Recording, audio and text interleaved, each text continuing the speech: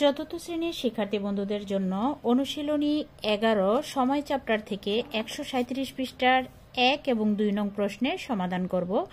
1 নম্বরে বলা হয়েছে সেকেন্ডে প্রকাশ করো। এখানে প্রথমে দেওয়া আছে 2 মিনিট সমান কত সেকেন্ড।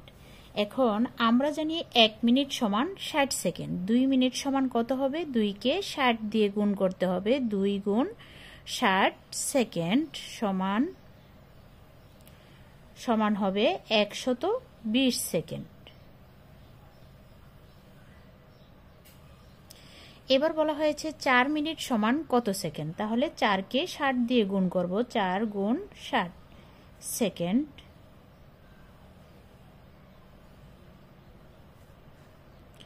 তাহলে 4 এর 0 0 4 6 24 240 সেকেন্ড। এখন বলা হয়েছে 12 মিনিট সমান কত সেকেন্ড। তাহলে 12 কে আমরা 60 দিয়ে গুণ করব। 12 কে যদি 60 দিয়ে গুণ করি 6 12 72।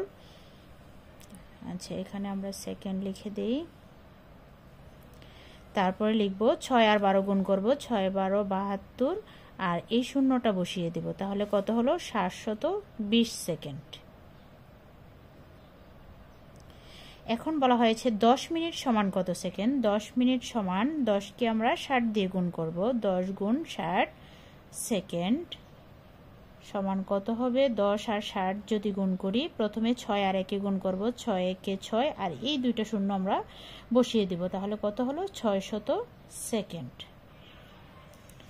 এবার বলা হয়েছে যে 5 মিনিট সমান কত সেকেন্ড। তাহলে আমরা কি লিখব? 5 গুণ 60 সেকেন্ড। তাহলে 5 আর 60 যদি গুণ করি, 5 6 30 আর শূন্যটা বসিয়ে দেব। 300 সেকেন্ড। এবার 20 মিনিট সমান কত সেকেন্ড। 20 কে 60 দিয়ে গুণ করব। 20 গুণ 60 সেকেন্ড সমান হচ্ছে, এই 20 আর 60 গুণ করব। প্রথমে 6 আর 2 গুণ করব। 6 দুগুণে 12।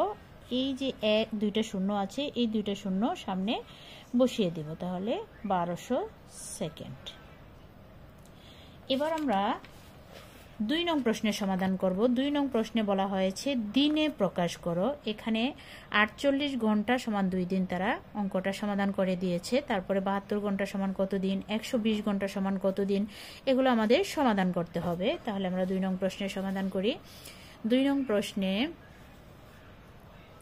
নং প্রশ্নে বলা হয়েছে দিনে প্রকাশ করো। প্রথম অঙ্কটা হচ্ছে 48 ঘন্টা সমান কত দিন। আমরা জানি 24 ঘন্টায় 1 দিন। তাহলে 48 ঘন্টায় কত দিন হবে? 48 কে 24 দিয়ে ভাগ করতে হবে। 48 কে যদি 24 দিয়ে ভাগ করি, 24 দুগুণে 48। অর্থাৎ ঘন্টাটা কিন্তু ছোট, দিনটা কিন্তু বড়। অর্থাৎ ছোট একক থেকে যদি আমরা বড় এককে যেতে চাই, তাহলে আমাদের ভাগ করে রেজাল্টটা বের করতে হবে। তাহলে আমরা পেলাম 48 ঘন্টায় 2 দিন। 48 ঘন্টায় 2 দিন। এবার 2 নংয়ে বলা হয়েছে 72 ঘন্টা সমান কত দিন। 72 ঘন্টায় কত দিন হবে। তাহলে আমরা জানি 24 ঘন্টায় 1 দিন। 72 ঘন্টায় কত হবে? 72 কে 24 দিয়ে ভাগ করতে হবে। 3 24 72। তাহলে 3 দিন। 72 ঘন্টায় কত দিন হবে? 3 দিন হবে। এবার 3 নম্বর প্রশ্নে বলা হয়েছে 120 ঘন্টা সমান কত দিন। তাহলে আমরা জানি 24 ঘন্টা সমান 1 দিন। 120 ঘন্টা সমান হবে 120 কে 24 দিয়ে ভাগ করব। 120 কে যদি 24 দিয়ে ভাগ করি 5 হয়।